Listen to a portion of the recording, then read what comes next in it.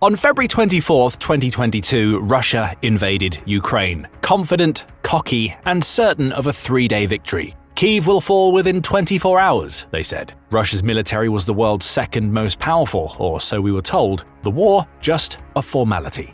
3 years later, Russia holds just 20% of Ukraine, and it's paid for it with nearly 1 million casualties. Yeah, 1 million dead and wounded. More than the US suffered in 2 decades of the war on terror, compressed into just 3 years. And that's only the beginning of the disaster. Today on The Military Show, we're dismantling the illusion that Russia is winning this war. We'll break down the territory myths, the manpower crisis, the shattered economy, the propaganda, and the growing whispers that the Russian Federation itself may not survive the consequences of Putin's blunder. So if you still believe the narrative that Russia's got the upper hand, you'll want to watch this to the end. Let's start with the cold, brutal numbers. The Institute for the Study of Wars assessment from February 2022 states that Russia captured approximately 4,200 square kilometers of Ukrainian territory last year, most of which was in the Donetsk area. This area is only slightly larger than Rhode Island, the smallest US state by area. Comparatively, 4,200 square kilometers is around 0.6% of Ukraine's total territory. And that's where it gets truly mind-boggling. Forbes did some independent number crunching using statistics from April 2025, where Russia only took around 68 square miles of territory. If Ukraine maintains that level of defenses and Russia doesn't step up on the offensive, the war in Ukraine would take another 230 years. That's how long Russia would need to occupy the entire country, one of the surefire ways to win. The same analysis suggested that Russia would need around 100 million casualties to achieve this, against its total 2025 population of around 144 million. This is far from a strategy. It's a complete absence of one, requiring a multi-generational investment in war, which brings about other severe issues. But territory only tells part of the story. Let's talk about the human cost of Russian President Vladimir Putin's imperial delusions. According to the latest data from the Ukrainian Ministry of Defense, Russian forces have suffered approximately 975,000 casualties since February 2022. While we should approach any wartime statistics from Ukraine with caution, even conservative Western estimates from the UK Ministry of Defense put Russian casualties well above 750,000 at the end of last year. To put this into perspective, Russia lost approximately 15,000 soldiers during its 10-year war in Afghanistan. In just 3 years in Ukraine, they've suffered casualties over 60 times higher. To put it bluntly, this is not a sustainable war effort. Russia's demographic crisis was already severe before the war, with a declining and aging population. The country's fertility rate was crippled by the economic crisis at the fall of the Soviet Union, reaching as low as 1.2 births per woman by the turn of the century. While the situation got slightly better, the country is still far below the replacement rate. As a result, there's a significant lack of working-age males younger than 30 simply because they were never born in the first place, and Russia is also conscripting from that same lacking demographic. Now, factor in not just the direct military losses, but also the estimated 920,000 Russians who have fled the country to avoid conscription. That's nearly 2 million working-aged men removed from Russia's economy and society in just 3 years beyond demographic shortages. In short, Russia is literally running out of people to throw into this meat grinder. But to understand the extent of the tragedy that is likely going to befall Russia, let's roll back to the start of the invasion. Russian military planners were so confident they'd be celebrating in Kyiv within days that they packed parade uniforms. Combat plans shared with troops indicated they should prepare for light resistance followed by occupation duties. In fact, Russia's military logistics were structured around the assumption that Ukraine would collapse almost immediately. Over 3 years later, those assumptions look not just wrong, but delusional.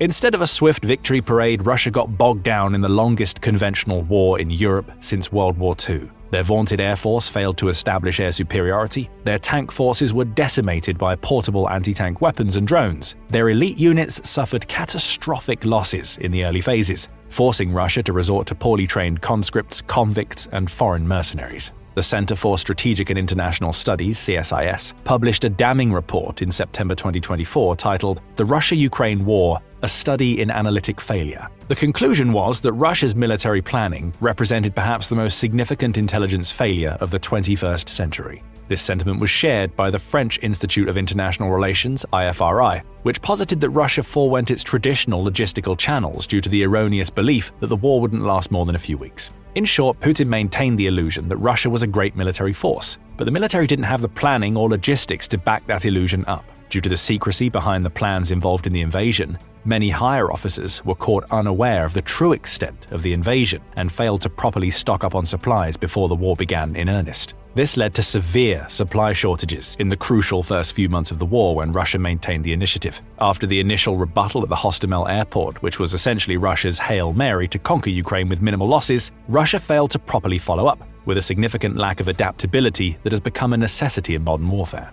Soon enough, Ukraine took back most of the territory it had lost to the initial invasion, and the conflict devolved into one of attrition. Russian propaganda channels still peddled the idea that the war was a foregone conclusion, celebrating minor tactical gains of a few square miles. But in truth, Russia is losing a war to itself by running out of money to fund the war effort. On paper, Russia retains the 11th spot on the list of the world's largest economies, but strip back the veneer and the situation is problematic at best. Western sanctions have decimated Russia's high-tech sectors, crippled its banking system, and isolated it from global markets. By the end of 2024, the ruble had lost 23% of its value against the US dollar, with the exchange rate between the two currencies fluctuating daily to create incomprehensible uncertainty of the country's real economic status. But the most devastating impact comes from Russia's pivot to a war economy. According to an analysis by Medusa, Russia now spends an estimated 40% of its governmental budget on defense, a level unsustainable for any modern economy. Worse yet, a third of it is hidden under secret projects related to the military-industrial complex, indicating an unprecedented level of propaganda and paranoia surrounding the Kremlin. What makes the situation even more dire is that Russia's primary source of income, energy exports, faces long-term decline. The European Union has reduced its dependence on Russian gas by over 30% since 2022, and oil sales to China and India are being negotiated at steep discounts. The dependence on oil and gas, which constitutes between 30 and 50% of the government's revenue, means that the country's already lacking workforce is increasingly turning to the one single profitable industry, the energy sector.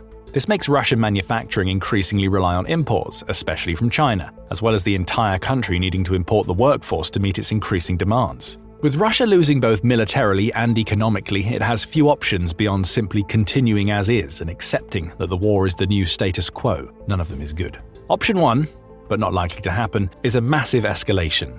Some hardliners in the Kremlin have pushed for using pretty much everything Russia has to win the war, going so far as to propose the use of tactical nuclear weapons. This wouldn't be the first mention of nuclear warfare, as Putin himself has saber-rattled on the topic more than 24 times. But this scenario would ultimately backfire. While a limited nuclear deployment, such as destroying Kyiv or vital military sites, might create short-term tactical advantages, NATO would be basically hard-pressed to answer with nuclear weapons of their own. In response, Russia would need to use its supplies of weapons on NATO countries, plunging most of the world into nuclear winter. And even that escalation wouldn't solve Russia's core problems. Russia desperately needs both the land and the people in Ukraine. Bombing them into oblivion makes the region uninhabitable, and the country would lose the potential 40 million citizens, which would be used to prop up the failing demographics and workforce instead of resorting to immigration. The second option is withdrawing from Ukraine. Russia would likely only use this as a last resort, as it represents a devastating political defeat for Putin's regime, which has staked its legitimacy on this war. A withdrawal from Ukraine without achieving core war aims would likely trigger elite fragmentation within Russia and potentially regime collapse. Putin's government is a carefully built house of cards, hinging on the fact that Putin has been able to get what he wants for the past 2 decades. Annexing Crimea and fueling discourse within NATO have been key geopolitical wins for the Russian president. If the situation turns around, it will send a clear signal that the country's top echelon of government is actually not nearly as powerful as it seems. This explains why, despite catastrophic losses, Russia continues to pour resources into this conflict. The alternative, admitting defeat, is viewed as an existential threat to the current power structure. The third option is a peace deal, even in a limited form. While this might seem most rational after 3 years of basically trench warfare with drones, no side can reach an agreement on it. First, Ukraine has little incentive to negotiate away territory after successfully defending its sovereignty for 3 years. President Volodymyr Zelensky's peace proposals demand full territorial restoration, possibly including Crimea, as well as security guarantees from NATO. Even if Ukraine cedes territory, Zelensky has put NATO reassurance as one of his top priorities, even if he needs to step down as president in the process. Russia, meanwhile, cannot accept any agreement that doesn't legitimize its territorial conquests. And international geopolitics and relations are further complicating the matters. President Donald Trump's administration's erratic approach to Ukraine has undermined consistent diplomacy. In February 2025, Trump met with Zelensky directly to propose a peace plan that would have ceded significant Ukrainian territory to Russia, contradicting the stated position of his own State Department. caused a near-complete breakdown in relations between the two countries, ultimately resulting in Ukraine requesting revisions of minerals deals and the US backing out of peace discussions between the warring parties. Even worse, Russia publicly stated multiple times at that it wants to find a peaceful solution, going so far as to accept probationary ceasefires. None of them worked, with the 30-hour Easter ceasefire resulting in Ukraine claiming Russia broke it nearly 3,000 times. So Russia is caught in a strategic trap of its own making, unable to win militarily, unwilling to accept defeat, and incapable of pursuing a diplomatic solution. Let's zoom out and look at the bigger picture. What has Russia actually achieved through this catastrophic military adventure?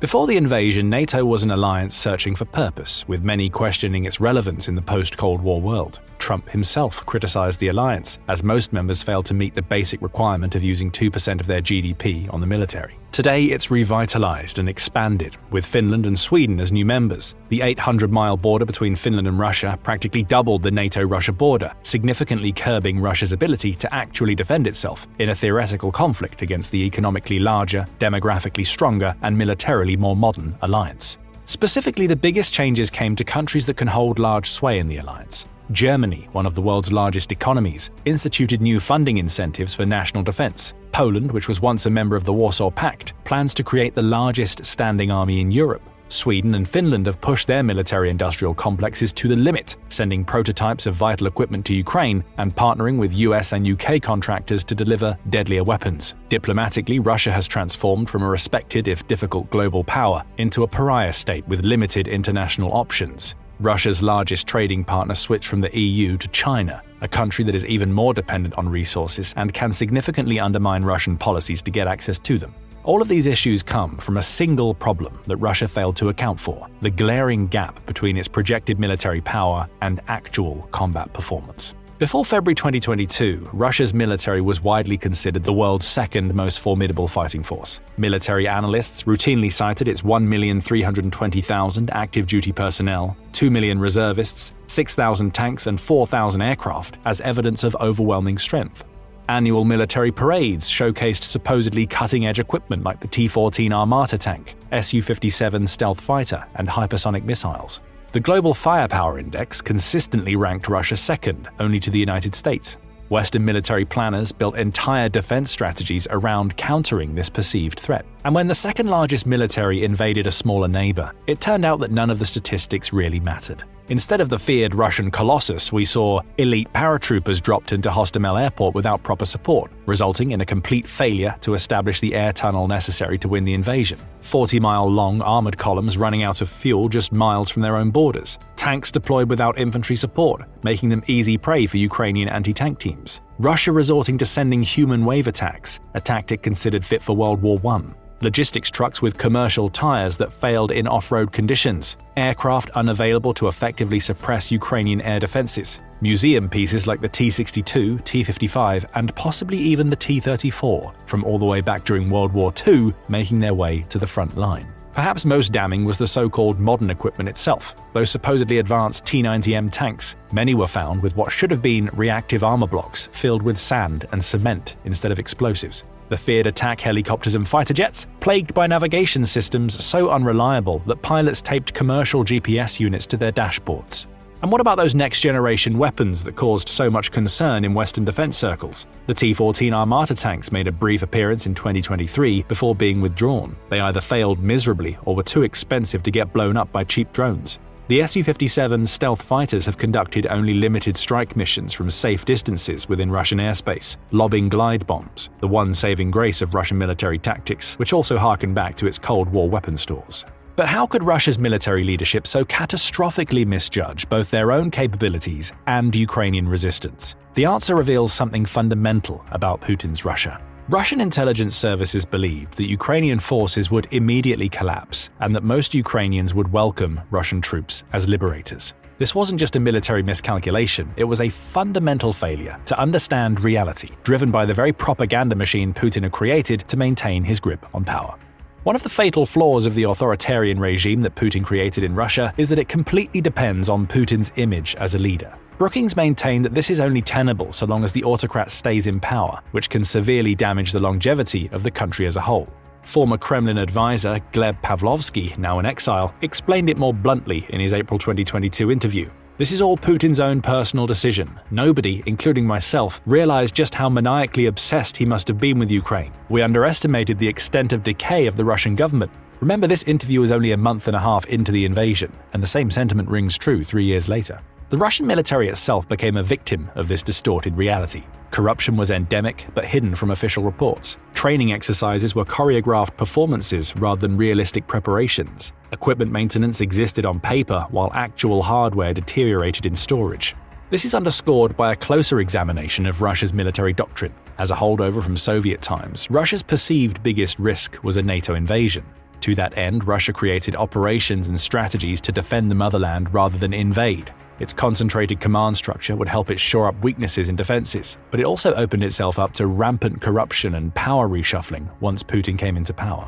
With Russia losing momentum, there's a possibility that Putin himself could be ousted from the Russian throne. After all, he would be quickly found solely responsible for the disaster, and power-hungry politicians in the Kremlin would need to save face by removing him. However, Brookings succinctly analyzed that Russia's current political structure doesn't really have a viable candidate to succeed him, and that the entire regime might not survive a leadership change. This opens up a chance that Russia itself could collapse. This would happen in a few stages, but they would progress rather quickly or even coincide with one another. First, there's the economic breakdown. Russia's war economy is already showing severe strain, with defense spending crowding out essential services. As casualties mount and sanctions bite deeper, this becomes unsustainable. Critical infrastructure, already suffering from underinvestment, begins to fail more frequently. Second, political fragmentation. Regional governors, especially in resource-rich areas like the Far East, begin asserting greater autonomy from Moscow. Initially presented as an economic necessity, these moves gradually acquire political dimensions. Third, military disintegration. As the professional army is ground down in Ukraine, Russia increasingly relies on poorly trained conscripts and ethnic minorities from peripheral regions. Unit cohesion breaks down, desertion rates skyrocket, military equipment fails without replacement parts. Finally, the central authority collapses. Whether through a palace coup, popular uprising, or simply the inability to project power to Russia's vast regions, the Moscow government loses effective control over significant portions of Russian territory. The consequences would be catastrophic, and not just for Russia, but for global security. The Federation would likely collapse into a series of states resembling the breakup of Yugoslavia or the fall of the Soviet Union itself in the 1990s. The core of the country, Moscow and St. Petersburg, would likely attempt to relocate Russia's nuclear weapon reserves and proclaim itself the successor state, saber-rattling with the arsenal much like Putin does during the war. Scores of immigrants would try to enter the EU again, going after the successes seen by former Warsaw Pact members like Romania and Poland. China might swoop in and occupy swathes of resource-rich territory in Siberia for itself to fuel its bottomless industry. So the next time someone confidently tells you that Russia is winning in Ukraine, you just need to go back to the beginning. After 3 years of what was supposed to be a war that lasted a few days, Russia controls just 20% of Ukraine, has suffered casualties approaching 1 million, has devastated its economy, destroyed its international standing, reinvigorated its adversaries, and has no viable path to actual victory. The truth is that Russia isn't winning. It's trapped in a strategic disaster entirely of its own making, with no good options and no clear exit. The longer this war continues, the more catastrophic the consequences will be for Russia itself. But what do you think? Thank you as always for watching, and do leave your comments below.